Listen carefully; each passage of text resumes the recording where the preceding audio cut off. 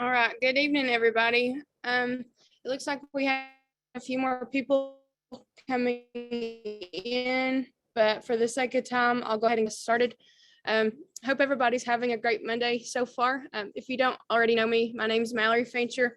I help Dr. Mason with some of the behind the scenes aspects of the webinar series so far.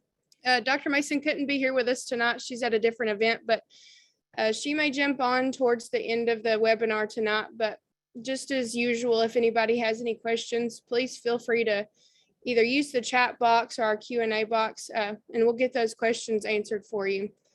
So without further ado, we have Dr. Katie VanValin with us tonight from the University of Kentucky, and she's going to speak to us about some mineral nutrition things. So without, I'll let you go ahead. All right. Well, first of all, thank y'all for logging on tonight and joining us. We'll get the screen switched out here in just a second. So I'm Dr. Katie VanValin. I'm one of the beef extension specialists with UK. I am stationed at our research center in Western Kentucky, in Princeton, Kentucky. So about 3 hours from our main campus there. Let's see. Can you pull off that screen share and I'll share mine. Perfect. Okay, here we go. Okay, there we go. So, yep, so I'm located in Western Kentucky. So we'll talk tonight about minerals for beef cattle. We'll talk about some special considerations, talk a little bit about mineral deficiencies that you might see kind of in that Mid-South region. So both, affecting Kentucky and Tennessee. And I know some of y'all's state is dry like we are in Western Kentucky. So we're also going to talk a little bit about drought considerations for mineral nutrition as well. So with that, we'll go ahead and get into it. So I always like to kind of share this slide at the beginning to kind of set up what minerals are and what they do. So they're a required nutrient. So they're just as important as things like energy or protein would be in the diet of our cattle. They're involved in every single process within the body. So anything you want to think of, whether that's health or growth or reproduction, minerals are involved in that. And so that's why making sure that our mineral supplements are adequate is so important when we think about the overall nutritional program on our operations. The other thing that minerals are is complex, and I'll touch on that a little bit tonight. But we'll talk about why going for a good balanced mineral supplement is the way to go when we start thinking about mineral supplementation, because of all these complex interactions that minerals have with each other. I have on here a few things that minerals are not. This is sort of my disclaimer. So minerals are not going to be a fix for poor nutrition and management, and they are not pixie dust. Okay, so I get all the time somebody will tell me that they switched their mineral and now all of a sudden all these problems resolved on their operation. And while that may have helped with some, unless you have severe clinical mineral deficiency, chances are there's some other things going right that led to that. So they are not the fix-all, but at the same time, they are an important piece of our nutritional program. And certainly when we don't have those minerals, we can certainly see issues, but just switching the mineral when the rest of our nutrition program isn't going well is not going to fix our problems. So the reason why minerals alone won't fix our problems is that minerals are really sort of the supporting characters, right? They're sort of, they're not the star of the show, but they are the supporting characters. So they play a supportive role. So they either help make things work or make things go, in the body, or they help with structure. So they help build things. And so I kind of like to think about minerals as the mortar in a brick wall. So if all the bricks over there are all of our other nutrients that our cattle are going to be consuming, things like carbohydrates or fats or protein, that's all well and good. But in order for our cattle to actually use all those other supplements or all those other nutrients, they've got to have the minerals. And so the minerals are kind of that mortar that goes in between the bricks there. So we know that minerals are important. We know that our cattle need to consume them. So where do they get their minerals from? So the number one, the biggest source really is feed. Okay, so whether that's a fescue-based pasture, whether that's a supplemental feed like corn or soy hulls or distillers, that's where they get minerals. The other place that we get minerals, and I've kind of alluded to it already, would be a mineral supplement. So something that we're providing for the sole source of providing additional minerals. And then one that we don't probably think about a lot until we run into an issue is water.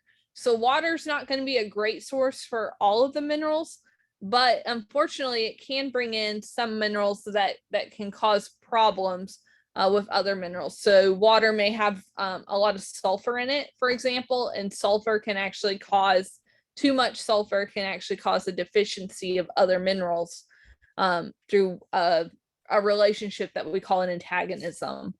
So those are the three places where cattle are going to be able to consume minerals. So there's two types or two big groups of minerals that we talk about. The first is the macro minerals. So those are things like the name implies, macro being big. They're required in a higher amount compared to micro or trace minerals. So that's really the difference between those two groups. The other thing that I think is important to kind of understand about these minerals is that trace minerals for beef cattle, they're actually able to store those in their liver pretty well. And so if we go, a week or two and we don't have adequate trace mineral supplementation, unless our cattle were really, really borderline deficient to begin with, they're going to be okay because they've got those trace mineral stores in their liver that they can pull from and use.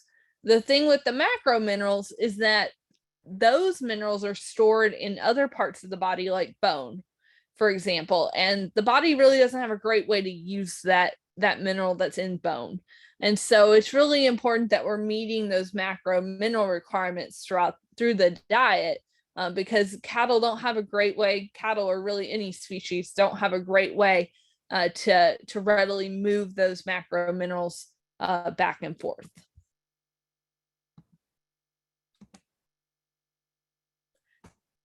So when we think about minerals that we actually need to supplement, pretty much any of these that are still up here in black are the ones that we would want to supplement.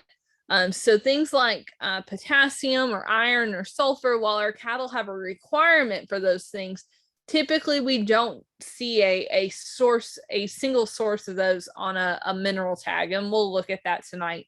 Added iron, for example, you may see that on some lower quality mineral products, and it's typically just there to add color. And to me, that's really a waste of money. The color of the product doesn't matter. And most of our forage-based diets or even our grain-based diets have far and away enough iron that we don't need to supplement it. So I've talked a little bit about this already, but I will touch on it again, that all of these minerals are working to do different things throughout the body, but these are all very specific roles that they have. And so making sure that we get a good mineral supplement that's formulated to meet the needs of our cattle is really important to make sure that we're optimizing our opportunities to have good health, to have good nutrient digestibility and metabolism. So things like that can help with things like efficiency, skeletal growth, muscle growth.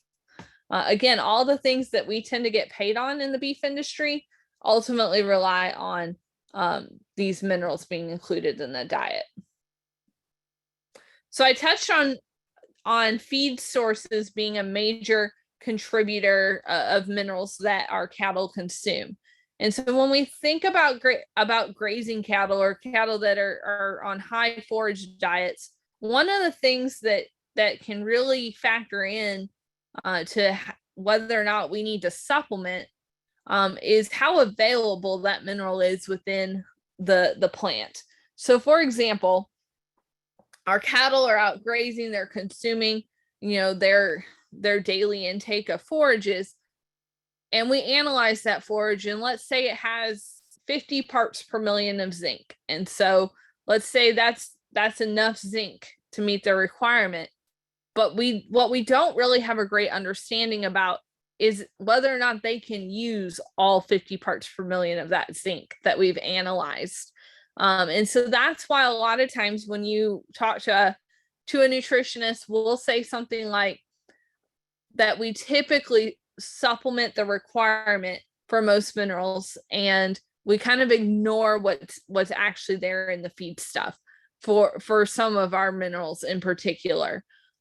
Because things like the mineral concentration of the soil pH, the growing conditions, are we in a drought? Do we have adequate moisture?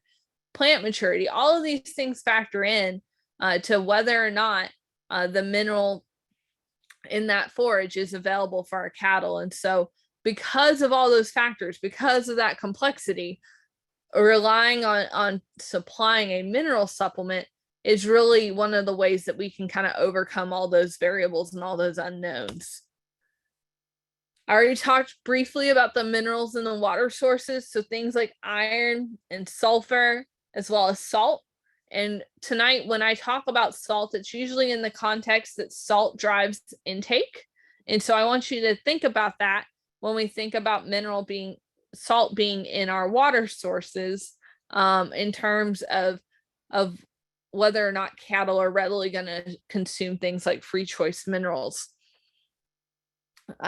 So again, things like iron and sulfur, those minerals, I kind of call them bully minerals because they tend to cause problems for other minerals. And so those are things that we, like I said, we probably don't give enough thought to until we have other mineral problems occurring. So I've kind of shown my hand here tonight already and talked a little bit about supplementing minerals. So you probably already know my answer to this question, which is, do we need to supplement? But in case you don't want to just take my word for it, I have pulled, these are book values. So these are just sort of average values from quite a few samples that have been analyzed. And so I took some of our common feedstuffs for beef cattle operations, and I took the actual animal requirement for different minerals. And so anywhere on here where you see a red number, that is somewhere where that feed ingredient does not meet the mineral requirement for beef cattle. And actually for over here on manganese, that 20 parts per million would be for growing cattle. For lactating or gestating cows, that number is going to be more like 40 parts per million. So a few more of those feedstuffs aren't meeting that manganese requirement than what I'm even showing here. And so again, I like to show this table because it's pretty easy to see. We've got a lot of red numbers on here, and most of our feedstuffs are going to be deficient in at least one or more minerals. And so that right there is the real reason why we need to make sure that we're providing a good mineral supplement to our cattle. Okay, so I kind of already went over this with talking about which minerals we actually need to worry about supplementing, because some of these, as you saw in that last slide, if you paid attention to the iron, and I can go back there and show that again, iron is the only one on here that has all black, except for maybe some of our phosphorus numbers, depending on the type of cattle we're looking at. But iron is well above that 50 parts per million range. And so that's really why we don't want to over supplement iron by adding it back into our mineral supplement. So we've established now that minerals are important and that our feedstuffs are oftentimes deficient in one or more, so we need to supplement. So how do we supplement? Well, there's several different ways, and we're going to talk about pluses and minuses of those. So blocks is one option. I get that a lot, right? You just put a salt block out there. Free choice mineral supplements, mixing mineral into feeds or top dressing it. And we'll also talk a little bit about injectable mineral products as well. All right, so mineral blocks. I mentioned that I get this comment a lot, and you know, oh yeah, just put a salt block out there, it'll be fine. The problem with salt blocks, as the name implies, is that they are almost all salt. So even when we pick out the red salt block that has trace minerals included, or the green salt block, which might have more selenium in it, or name your favorite color, salt block, they will always be too low in mineral concentration. And if you remember back to what I said about macro minerals, those macro minerals, we need to make sure that we get adequate consumption of those in the diet, because our cattle can't pull that mineral out of the bone very easily. These block products don't contain any of the macro minerals. So right off the bat, right there, it's not a good way of providing a meaningful mineral supplement to our cattle. The other problem that I see with mineral blocks is I said salt limits intake. You'll hear me say that more than once tonight. Salt limits intakes. So what happens if we put out a good free choice mineral supplement? We paid good money for it, but then we also want to put out a salt block because we think for good measure. Well, if they go to that salt block because salt drives intake, that's the only mineral that cattle truly have a desire to consume. They'll go to that salt block, consume that, and then we see lower intake of things like our free choice mineral. So when we think about our free choice minerals that are formulated with a specific amount of salt in them, and they are formulated for a targeted intake, if we have that other additional salt source out there, we can really limit salt, or we can really limit mineral intake by doing that. So in general, I don't care what color it is. I don't care what the label says. In general, I don't recommend blocks as a meaningful way to supplement minerals to beef cattle. Free choice minerals. This is probably the kind of the low hanging fruit, especially for our cattle that are out on pasture that aren't in confinement. Because it's easy, it's pretty easy to go out and supplement, right? We put out a 50-pound bag into our mineral feeder and call it good. Most of these minerals are targeted for 3 to 4 ounce intakes. So 3 to 4 ounces per head per day. So just doing a little rough math, that should mean about a 50-pound bag lasts 50 cows about 4 to 5 days. And so being able to do some of that math, being able to figure out, okay, it's 3 to 4 ounces. So 4 ounces is a quarter of a pound. And most of the time those are coming in 50-pound bags. So figuring out how many servings are in each bag of mineral and dividing that by the number of cattle that have access to that feeder can help us predict mineral intake or estimate mineral intake. I always recommend that we put mineral in a covered feeder. And the reason for this is, and I know that there are now minerals that are designed to be able to get wet, but when minerals get wet, some of the sources of the minerals that are in there will actually go into solution. And so when they get wet, they've gone into solution. Now our cows come up to take a mouthful of it. And at that point, a lot of those minerals are going to give off a pretty metallic-y taste, and the cattle really don't like that. So that's another reason why we want to make sure we keep the mineral covered and dry.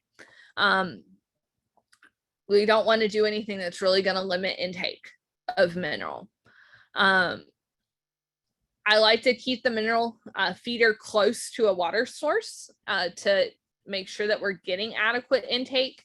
Some of my colleagues at UK did some research a while back that showed that average intake for minerals was typically below our formulated levels. So anything that we can do to improve that intake will be good. I have on here, not all free choice minerals are created equal, and that's true. We're going to talk a little bit about that, a little bit about some of the things that I look for in a mineral when I'm looking at mineral tags, because some free choice minerals are not going to have enough selenium in it to prevent selenium deficiency. Some free choice minerals are not going to have enough copper. Copper is another one where we see deficiencies in some of these fescue pastures. So being able to really be able to look at that tag and compare different mineral products is useful when you're trying to select a mineral.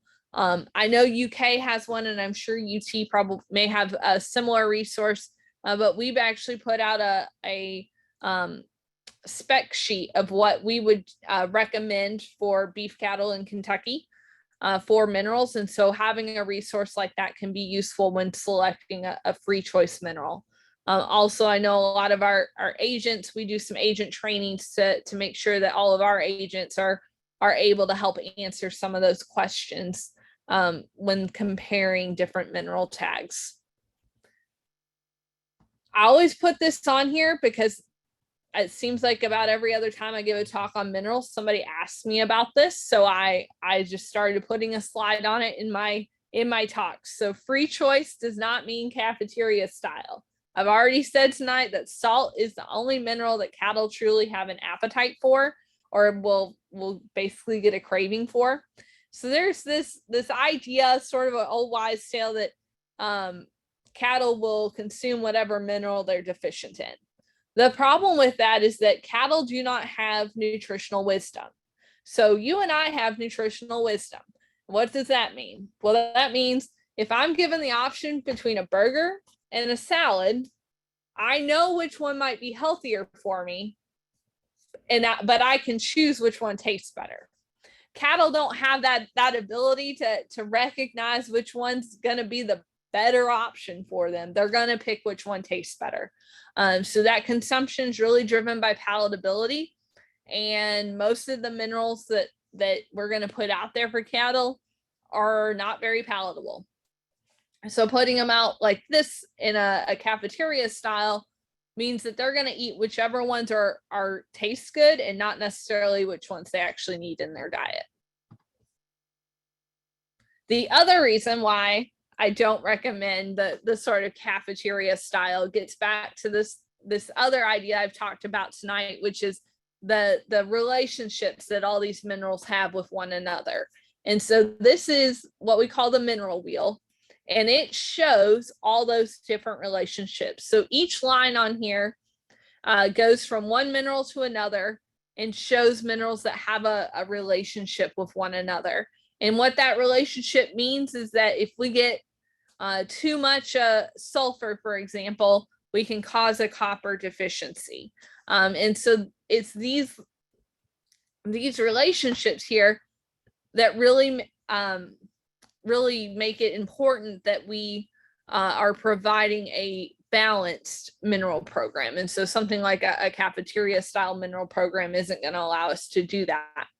Likewise, something like just the salt block is not going to do that. We're going to have enough sodium and chloride, but that's it. We're not going to have enough of these other minerals. And so if we are in a situation, for example, where we have a little too much sulfur, a little too much iron in our water source, and we're not providing enough of that supplemental copper, then we can really get into a problem with deficiencies.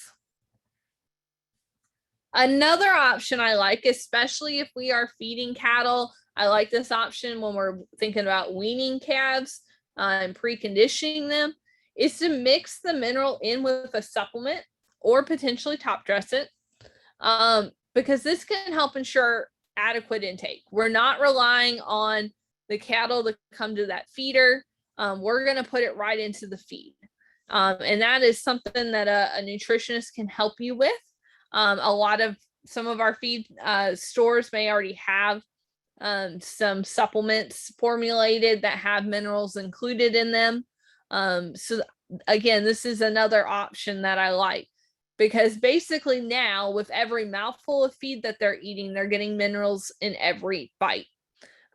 So one of the big things, we have to account for how much feed are we feeding, and making sure that we get that formulated correctly. But again, that's why we have nutritionists and resources to help with that.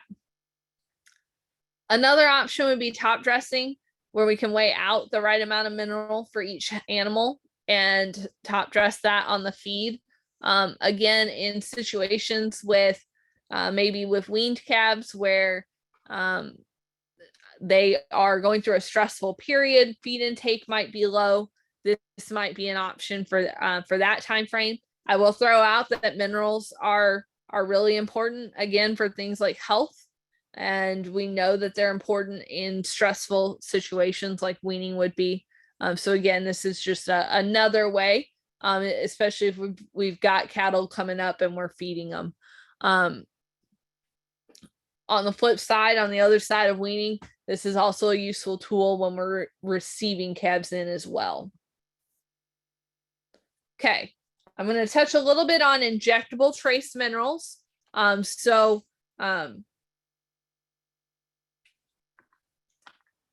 There are products out there that contain multiple trace minerals, typically copper, selenium, manganese, and zinc.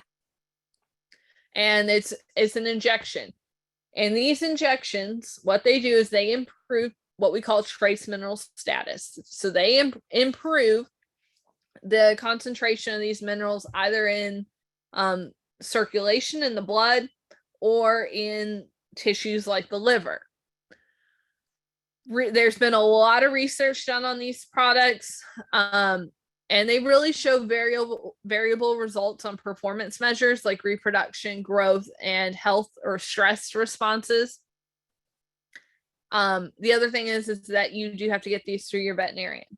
Now, while I say that there's been variable responses in performance, one of the things I want to kind of point out to you is this is an example of some work that we did when I was a graduate student at Iowa State. One of my fellow graduate students did this research, and basically we took blood samples to start, and then we either gave them an injectable trace mineral like this group up here, this line, or a whole host of other products, boluses, pastes, just mineral supplement in the feed. And we looked at blood mineral and liver mineral. So I pulled the selenium data for this presentation, but you see a very similar response for other minerals like copper and manganese and zinc. And what you see time over time, again and again, is within hours, so within 8 hours of giving that injection, we improve the trace mineral status in the blood. And then that decreases pretty rapidly over 2 days. But then at 2 days, it shows up in the liver. So it takes it out of the blood and into the liver. The reason for that is that while minerals are great and they are needed, they are also a heavy metal. And the body has a lot of different mechanisms in place to prevent toxicity from occurring or preventing those metals from doing damage throughout the body. So one of the ways it does that is it tries to keep the blood concentrations very stable. So typically our blood concentrations kind of look like this. And that's why you see that line come down so quickly within 48 hours. Then you'll notice that it levels off in the liver as well. And so one of the things that I think happens is that if cattle are already adequate in selenium, for example, then they don't really have a need for it. And so the body is just going to metabolize and get back to that normal level where it's happy, where we don't have too much or we don't have too little. So where I really think that we can see a benefit from something like this is cattle that might be deficient, cattle that we don't know what their background is. We might see a performance boost there. But if cattle have been on a good mineral program, chances are you're not going to see a very drastic change from something like this, because again, the body's going to maintain that sort of adequate or that normal level for them. And it's going to work very hard at doing that. And that might just mean excreting any extra mineral that comes in.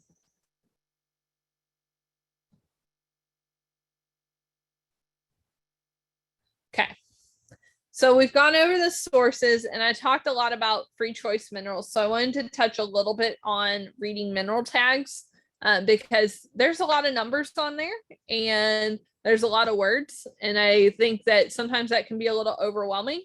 I know it was for me until I went and learned all about minerals. So try to explain a little bit about what minerals, what information is on this tag, and also what information may not be on this tag that you may want to know. So the information on a feed tag or a mineral tag is regulated. It is very specific and it's there for a reason. So you'll always see the brand name, you'll always see the product name, so on and so forth. Number 3 up here, product statement and a medication claim if required. So I don't have a medication claim on here on this example, but if you were feeding a medicated mineral, so it was CTC, you would see something about chlorotetracycline and the number of grams per ton that was in that batch. Then you're going to see the guaranteed analysis. And the thing that I always remind people about the guaranteed analysis is that there are different regulations regarding what is or isn't on that analysis. But if something is not on the analysis, then we have no way of really knowing what exactly is in that product. So, for example, selenium is on here, but let's say selenium was not on this guaranteed analysis, but we saw selenium down here in this ingredient section. Well, we really have no idea how much selenium is in that product. Unless it is on here as a minimum guarantee, then we have no idea how much is actually in that product. So you'll notice that when you're looking at different mineral supplements, different mineral tags, some of them have more guarantees on it than others. Then you'll have this ingredient section, and that lists all of the ingredients in the bag in the order that they are there. Now, one of the things I try to point out to people is, like, we have 2 kinds of zinc on here, zinc oxide and zinc sulfate. So that's listing in the order that the product, zinc oxide or zinc sulfate, is in there. That really doesn't tell us anything about how much zinc is coming from each of those different kinds of zinc. So different zinc sources have a different purity. So some of those might be 30% zinc and some might only be 10% zinc. So that order that they are listed on here really doesn't tell us anything about what proportion of zinc is coming from what source. There will be an instruction statement. These can vary widely. Some are very detailed, some are very not detailed.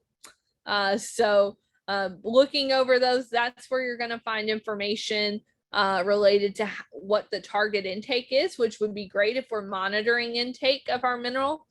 We need to know, is that a 3-ounce mineral or a 4-ounce mineral? Occasionally there's a 2-ounce mineral out there. You'll have a caution and warning statement. So typically this is telling you something about not exceeding 3 milligrams per head per day of selenium. Selenium is the only mineral that cattle have a requirement for that we are regulated in terms of how much we can feed. So we're going to talk a little bit about sources in a minute, and selenium is one of those minerals where source really matters because we can't just feed more of it. You may also see warnings telling you not to feed to sheep because there's supplemental copper in that product. So again, these are all the different components that are required on that mineral tag, and some of them you may not really pay attention to so much, but things like that guaranteed analysis, the ingredients and instructions and warning statements are obviously very important things to pay attention to. Okay, so sources of trace minerals. So that's what we were looking at in that ingredients section with the multiple kinds of zinc, for example. Those are the source that is providing that mineral in the mineral supplement. You may see in different advertisements and things like that the word bioavailability. That's a big buzzword in mineral nutrition. Oh, this product is more bioavailable than this one. And basically what that means is that for every mouthful that an animal consumes of that product, more of it is being able to be used for its intended purpose. So zinc, for example, if one zinc source is more bioavailable than another, then that means that more bioavailable source, more of that zinc can go to things like muscle growth or immune function. So you'll see a lot of advertisements about that, but what does the science say? What does bioavailability really matter? And for some minerals, I think it matters more than others.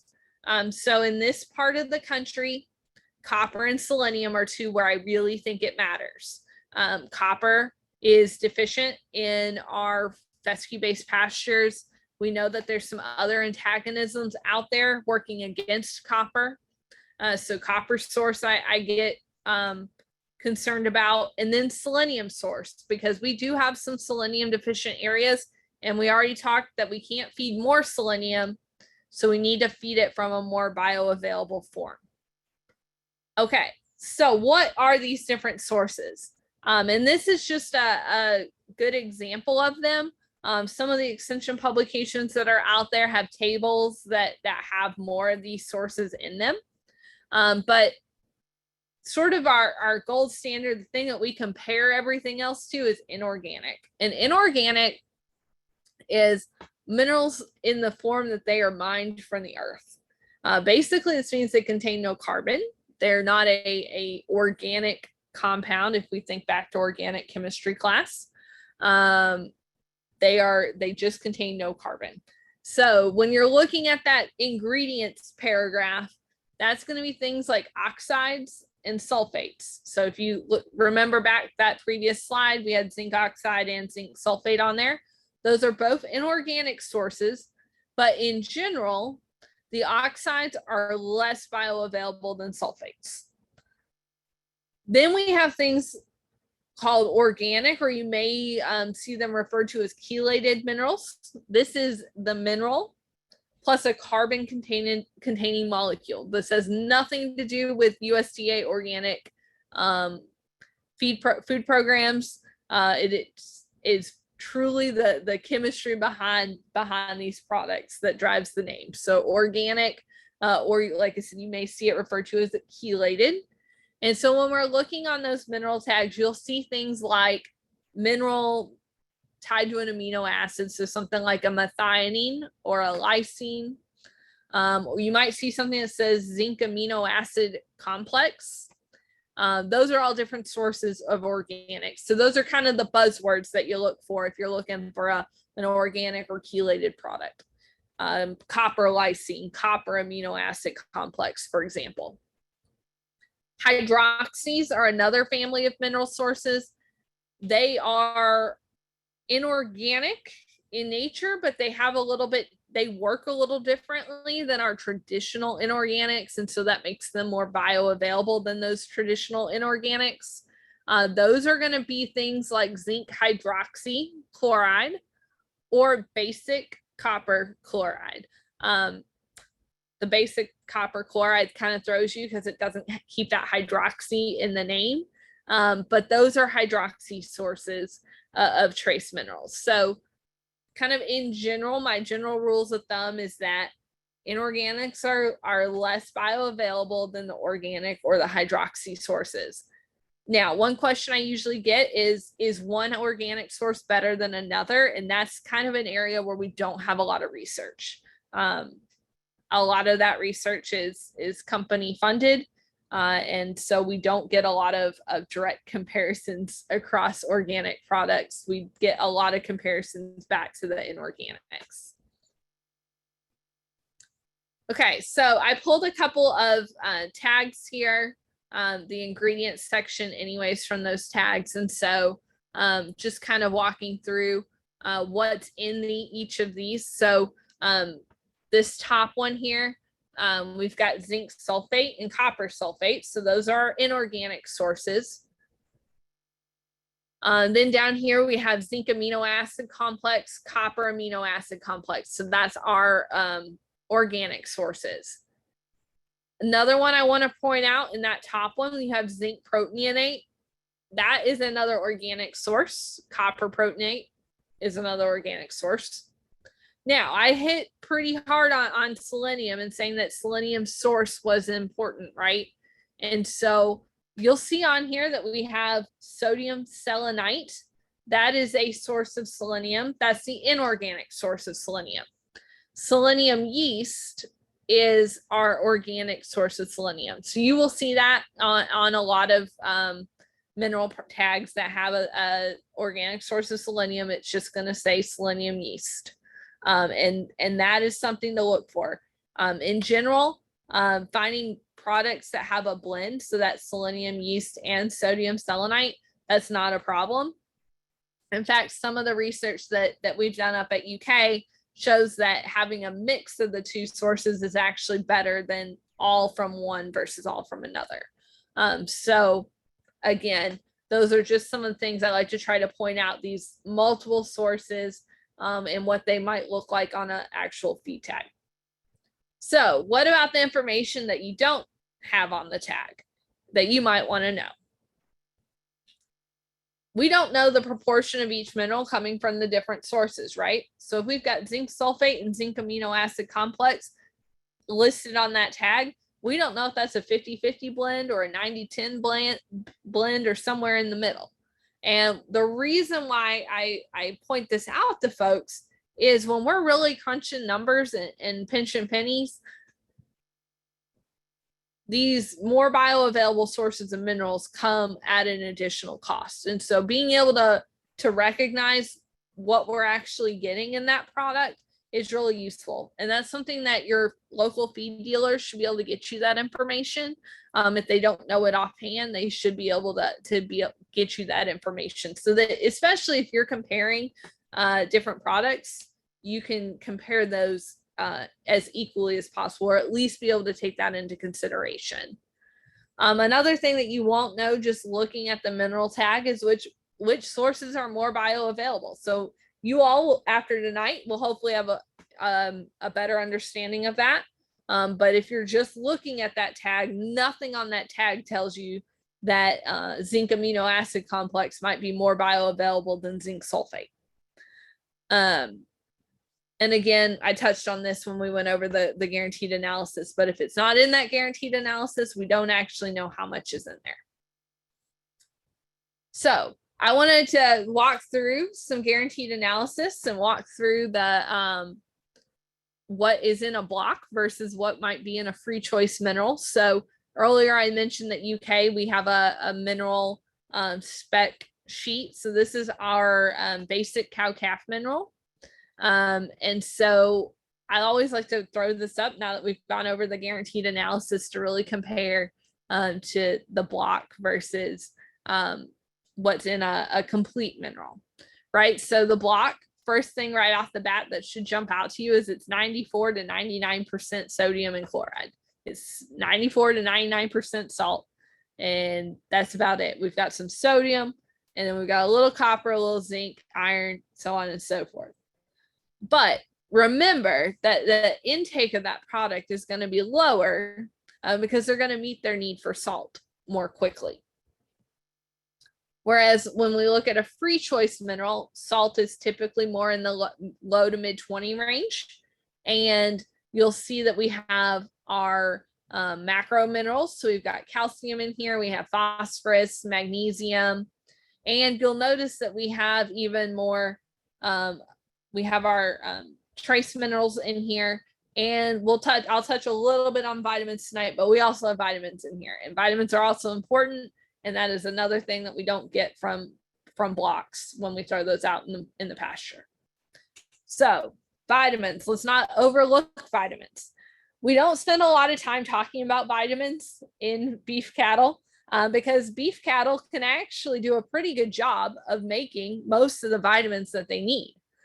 So ruminants produce their own B vitamins. They produce their own vitamin C. The rumen microbes actually do that work for them. They also can produce vitamin K. Most of our beef cattle are not housed in complete confinement, so they utilize the sun to generate vitamin D. So right off the bat, those are all kinds of minerals that we don't have to worry about supplementing. But that leaves us with vitamin A and vitamin E. So those two minerals need to be supplemented. Vitamin A is high in leafy green forages. Great source. It's important for health, reproduction, growth, eyesight. Likewise, vitamin E is also found in leafy green forages. It's an important antioxidant. It's important for health. It's important for reproduction. Some studies have shown, and it works with selenium throughout the body. So selenium and vitamin E are closely related. They have a pretty close bond throughout the body. They work together and make things like antioxidants more efficient. So I mentioned that leafy green forages are a good source of vitamins, and cattle have a pretty good ability to store vitamins, but we still have to make sure that we're providing adequate supplementation, because we know that cattle are not going to be consuming leafy green forage 365 days of the year. As much as we might all love that to be the case, it's not. And so that's really where supplementation matters. And so when we look at some of these lower quality mineral products out there, they may not have vitamins included. So looking out for that vitamin A and vitamin E is another thing that I like to throw out there. Then talk a little bit about mineral deficiencies. One of the hard things about mineral deficiencies is that when mineral intake decreases, so the blue line here is mineral intake, it's decreasing over time. The first things that we lose is immune function. Then we lose growth, reproduction, and lactation. But typically, those losses are going to be what we call subclinical. Okay, so they're not enough that you really notice the difference, right? It's not a whole herd situation. It's not calves being born with crooked legs or very clinical signs. It's very subtle inefficiencies and things that we may not fully recognize as being a mineral deficiency.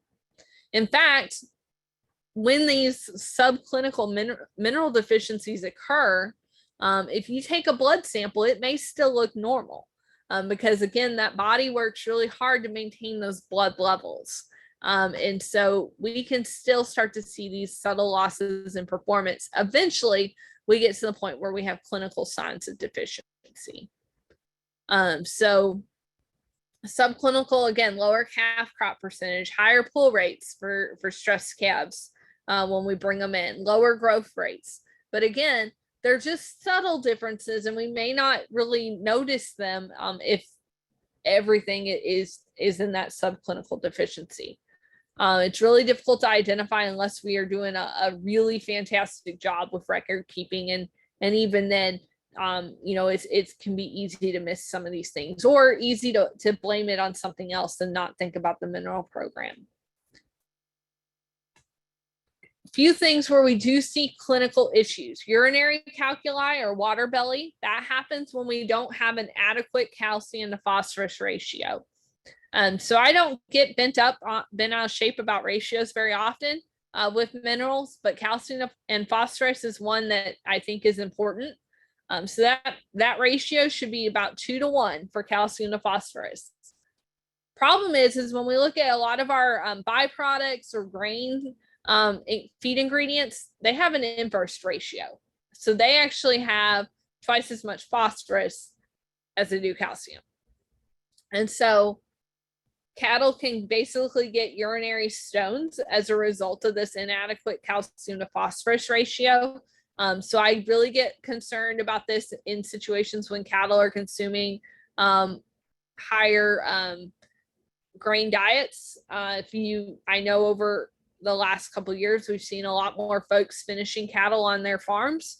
This is something I get very concerned about with grain finished cattle. If we don't have that calcium to phosphorus ratio sorted out, they're at risk for developing urinary calculi. The problem with urinary calculi is that they take time to form. And so a lot of times you don't see that clinical sign that they've got a stone until they are well within their feeding period. And unfortunately, this is a fatal condition. So if you're putting together what I'm saying there, we've put all of our resources into these cattle and we're not going to get any paycheck off of that at the end. But luckily, it's very easy, very relatively cheap to supplement additional calcium in our grain finished diets. Other one that we can see with high sulfur, which we can also see in high byproduct feeds. We can also see when we have a lot of water, sulfur coming in the water, is polioencephalomalacia, or polio for short. It's a neurological disease. So we try to keep total sulfur less than 0.3%. When it gets to 0.3%, we cause copper deficiency. At 0.5%, we have dead cattle. And so one of the things that I always was taught in school is decimals kill in ruminant nutrition. So you can see there 0.2% difference in sulfur can cause a very drastic outcome. So again, sources of sulfur might be distillers grains or water sources as well. All right, so we're kind of out of the grass tetany time of the year by now, but I will touch on it. So grass tetany results when we have high potassium and low magnesium. So we feed a high magnesium mineral to overcome that. I always recommend that we feed that high magnesium mineral to cows that are pre-calving and in early lactation. So try to start that 30 days before calving. Again, consider our heifers. If we've got heifers that are going to be calving earlier, make sure we're getting that out in time. Conditions that are right for the development of grass tetany: spring grass growth, so that early rapid growth. When we've got high potassium and nitrogen fertility, temperatures below 60 degrees. So we need to get that total magnesium intake about 22 grams per head per day or more. And so for a 4-ounce target intake mineral, that's about 12 to 14% magnesium that we'd be looking for. All right, selenium deficiency. So we can see there, we're in that nice middle blue range there on the map. So both adequate and inadequate in the same locality, which is fun, right? So we may be selenium deficient or we may not be. But selenium deficiency is one that we see clinical issues with in Kentucky, and I'm sure you all see the same in Tennessee. With adult cattle, they have poor milk production, poor fertility, retained fetus, retained placenta, mastitis. In young cattle, they can develop white muscle disease. They have weak muscles, and typically those calves will end up dying. They may be unable to really stand or walk. And so again, this is where making sure that we get that selenium mineral that's got an organic and an inorganic source of selenium will really help us out, because we can't just feed more of it, but we can feed a better source of it. Okay, so vitamin A. I get more concerned about vitamin A when our cattle aren't consuming leafy green forages. And I don't know what your fields look like, but I know the ones around here are not very leafy and they're not very green. So when we have issues with vitamin A, a couple years ago, we had some drought conditions. We also had fires at the two main plants that produce the one of the main ingredients in making vitamin A. And so vitamin A prices got really high, and a lot of formulators pulled vitamin A out of their formulations. And so we started to see a lot of vitamin A deficiency. Vitamin A deficiency, reduced feed intake, reduced growth, reduced conception rates. None of those things are good things. None of those things are things we want to see reduced. At the same time, it increases night blindness, abortions, stillborn calves, and weak calves. Again, things that we don't want to see increase. This is a picture here from a calf that was born with that condition in their eye. And again, that was related directly to vitamin A deficiency from that calf. Okay, so I mentioned I would talk about drought a little bit. So this is the most updated drought monitor map from last week. So I know my part of the state of Kentucky has been upgraded to a moderate drought. And while some parts like my house got 3 to 4 inches, the research farm got less than half an inch over the last week. So I didn't necessarily need rain at my house, but we got it. So I'm sure parts of Tennessee are starting to get dry as well, especially if any of y'all are in Western Tennessee. So drought stress forages are going to have lower concentrations of vitamins and minerals. I get really concerned about vitamin A. I also get concerned about phosphorus in that situation. So drought is not the time to skimp on a mineral program, because those red numbers that I showed you on that table at the very beginning, we're going to have more of those red numbers in a drought situation, because those forages are going to have lower values than they would under normal conditions. So one of the tips I have when we start thinking about drought, because unfortunately in our part of the country, drought usually comes along with heat stress. So I'll kind of touch on both of these at the same time, is pay attention to intake, right? If you take nothing else home tonight, salt drives intake, right? So if our intake is high, if they're going through that mineral much more quickly than we think they should, then you can try putting out just white salt for a day and allow them to catch up with that salt requirement, that salt intake that they're craving. And that will put them back. That can help put them kind of back on a even playing field and get you back to having more normal or more typical mineral intakes. Other things that you can do if mineral intakes are lower than you would expect, because again, I don't want them to be low this time of year, because I know they're not getting as much out of that pasture as they would if we were having a good rainfall. So if things are low, I'm going to try moving the mineral feeder closer to their water source, maybe closer to their shaded area. If that water source is across the field from where the shade is, I might try putting a feeder over by the shade or along cattle paths where areas I know that they're traveling. The other thing, and I didn't put it on here, is that most feeders we think are kind of designed for about 25 head. So if we have more than that out there in a single group, we may want to put out another mineral feeder and maybe try putting it in a slightly different location. And this can be really important when we think about those cattle that are lower in the pecking order. Those cattle may otherwise not have an opportunity to consume their needed mineral if we don't have enough mineral feeders out there. So I wanted to kind of put this together and really look at the cost of supplementation. So what I did here is I pulled different types of supplements, whether that was a white salt block, a trace mineral salt, trace mineral block, trace mineralized loose salt, a complete mineral with inorganic selenium, and a complete mineral with the organic selenium included. And so I pulled cost on on these. These are actual costs for the products I looked at, but I know that they can vary, and I know that they can go higher than $35.50 a bag. I estimated daily intake on the blocks at about 1.5 ounces. We think that most cattle's intake for salt is 1 to 2 ounces. So going through these products, kind of a review of everything we talked about tonight, are these blocks and salt-based products are not an adequate source of selenium. I put on here that the inorganic, only having inorganic selenium is not a adequate source adequate source of selenium, but having that that organic source would make it an adequate source.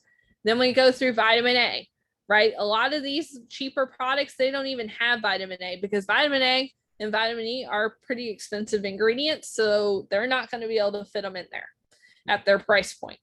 But we get into our complete free choice mineral products, and we've got vitamin A, right? So basically what I did is I took the cost and the daily intake, and I calculated what the annual cost would be per cow. And you can see there's a big difference there, right? There's a big difference. You can also see that there's a big difference even among the free choice minerals. And so that's why taking some time to really look at that mineral tag and make sure that you're getting what you need, but not paying for things that you don't, is important. Now, while $46 a head is a real cost, and I truly recognize that it is a real input cost, I also pulled the average value of a 725 pound steer in Kentucky on our last market report, and the average value of a 1,400 pound cull cow in Kentucky, again, on our last market report. And I put that out there because if we think that, again, vitamin and mineral deficiencies result in poor growth, health, and reproductive performance. So because we skimped on the mineral program, we have a cow and she doesn't get bred. Now we've got a cull cow. We've lost any future potential income from her calves. And now we're also out the value of that steer calf, right? Or that calf that she weans. So again, in this example, I pulled a calf, if we were to wean them and precondition them, perhaps and market at $725. And so when I put these on here and I look at $1,100 or $1,300, again, we can supply the mineral for about 25 to 30 cows in the lost income from one calf. So again, I mentioned that we have those subclinical deficiencies where we don't see a lot of problems maybe right away, but it's small things like a lighter calf crop, or maybe a couple more open cows this year than what you had last year. Those are the things that we see from these subclinical deficiencies. So I hope that kind of drives the point home that while yes, those other products are indeed cheaper, they are not going to meet the needs of the minerals and vitamins that our cattle actually require for performance. And again, noting that they're not getting enough of those minerals from other feedstuffs as well. So it's all coming down to that supplement. And so now is really not the time to skimp on supplements, even though input costs are high. I really encourage people not to skimp, especially as we move into a drought. I get more concerned about phosphorus. Phosphorus is not included in these products up here. So again, be aware of what you're buying, be aware of what's in those products and how those products can be a benefit. Because again, if you're already going to put in some money for a poor quality product, again, think about supplying that product that's actually going to be meeting the needs. So avoid mineral deficiencies and lost performance by supplying a complete mineral 365 days of the year. Take the time to read and compare tags. If you still need help with that, feel free to reach out to your county agent. I'm sure that is something that they can help you with, or something that they can get you some materials on. Because again, there's a lot of information on there to remember. But also don't forget about the vitamins, because we don't talk about them a whole lot, but they are important. So with that, I will stop my screen share. Maybe I'm happy to take any questions if y'all have any.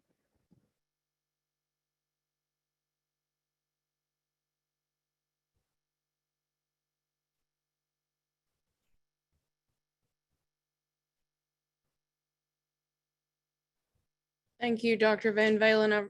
We greatly appreciate hearing from you tonight. Again, if anybody has any questions, please feel free to use the chat box or the Q&A box, and we'll get those answered.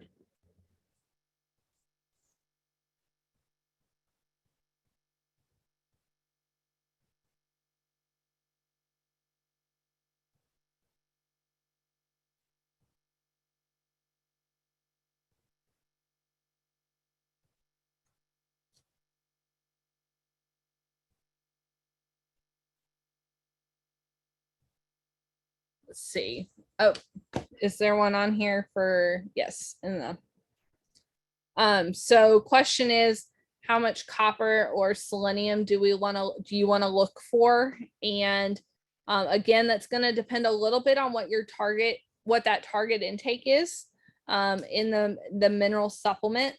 But in general, for like a basic cow calf 3 ounce kind of intake, 3 ounce target intake kind of mineral, you're looking at about 1,600 parts per million on copper. And you're going to probably be about 35 parts per million on selenium. So that's kind of again a ballpark. If you get into like the 4 ounce target minerals, that selenium number is going to drop down about 25%. So it's going to drop to like 25, 26. And again, that's because that target intake has gone down or has increased. And so to not exceed that maximum threshold on selenium, you'll see that number decrease. So that's where being able to compare target intakes can be really helpful. Next one, does most hay provide adequate minerals? Not necessarily.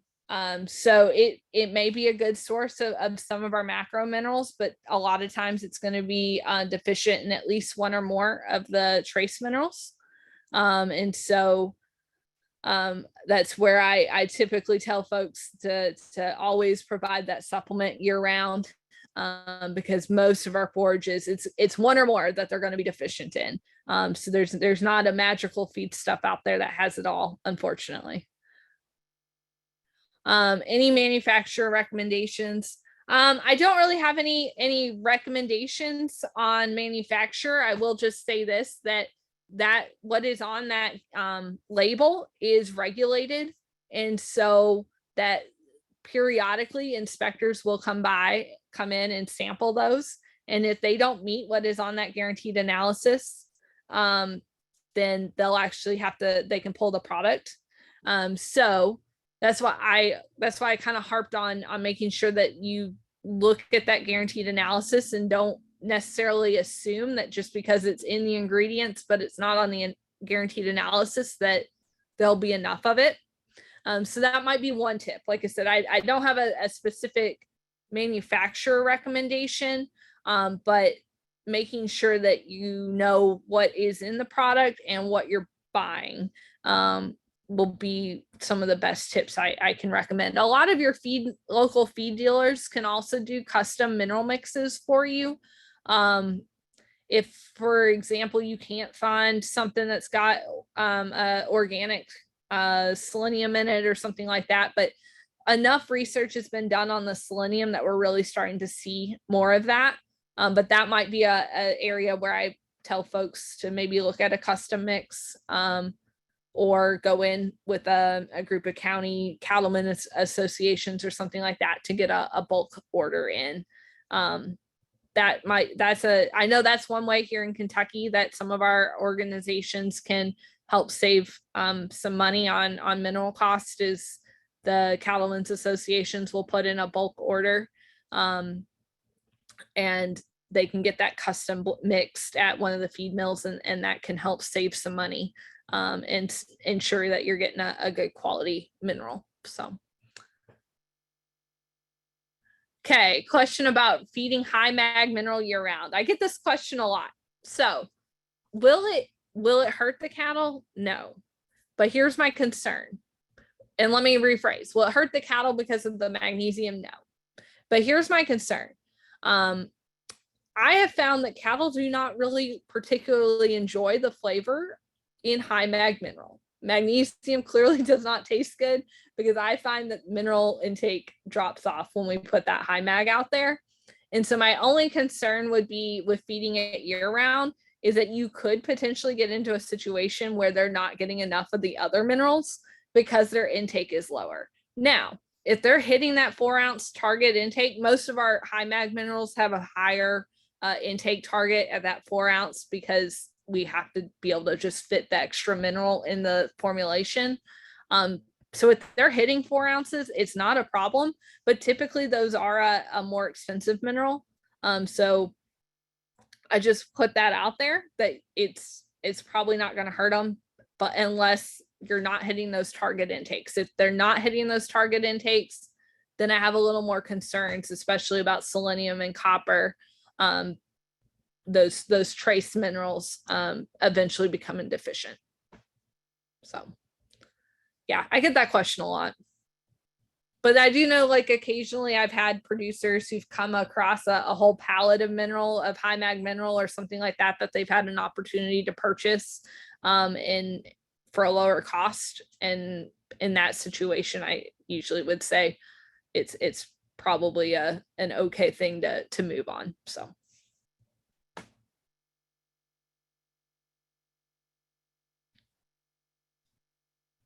All right. Looks like we got them all. Some great questions tonight. Yes, Thanks for good answering questions.